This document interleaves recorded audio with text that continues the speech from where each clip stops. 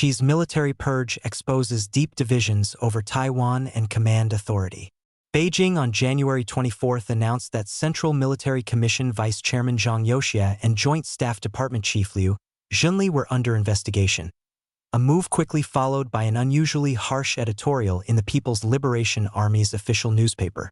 The severity of the editorial's language, coupled with the political stature of Zhang in particular, has led analysts and military insiders to view the case not as a routine anti-corruption action, but as a watershed moment in Xi's ongoing effort to consolidate absolute control over the military amid mounting internal resistance. Pandemic anger among the ranks. According to a PLA insider who spoke to the Epoch Times on condition of anonymity for safety reasons, the conflict between Xi and Zhang was not sudden but the result of years of accumulated resentment. Much of it from China's draconian COVID-19 lockdown era. Senior officers, both active and retired, were deeply dissatisfied with Xi's leadership during the pandemic, the insider said. While the military was mobilized across the country, Xi himself avoided frontline exposure. Officers privately criticized what they described as his extreme risk aversion, accusing him of prioritizing personal safety while still seeking an unprecedented third term. Xi's only widely publicized visit to a military hospital during the pandemic took place not in a working ward but in a large hall, where he spoke with staff via video link while frontline medical personnel worked elsewhere. This fueled widespread cynicism within the PLA ranks, according to the insider. This wasn't just active duty officers, the insider said. Even retired personnel and military families would complain privately. What has he turned the country into? Taiwan's significance.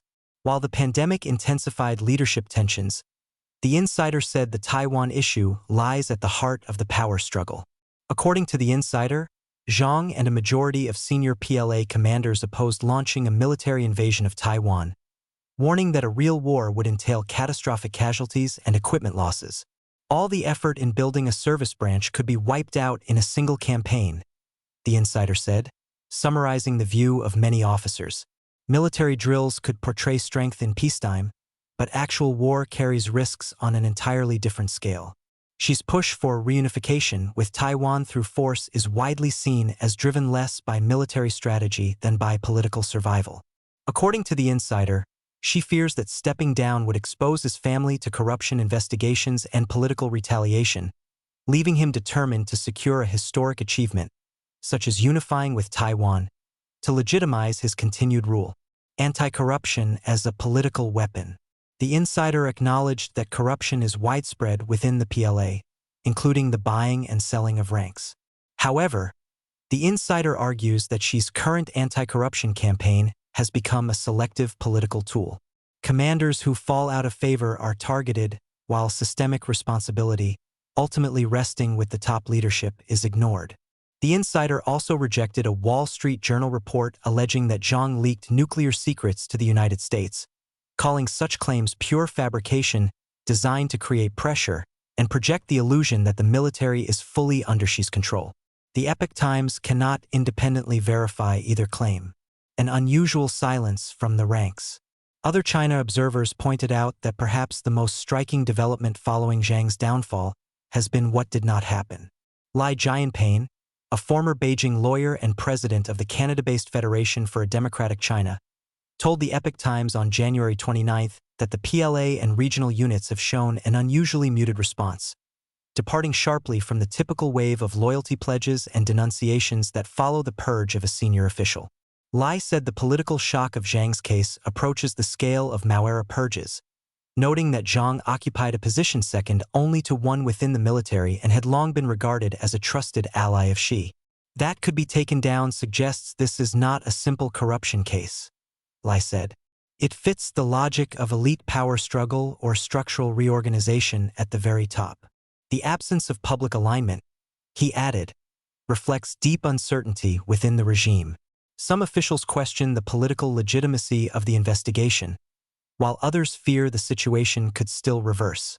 Most are simply wary of becoming collateral damage in a widening power struggle. Lai argued that the collective silence points to a troubling reality for Xi, which is that his actions have not elicited an overwhelming and unconditional response of loyalty from within the party.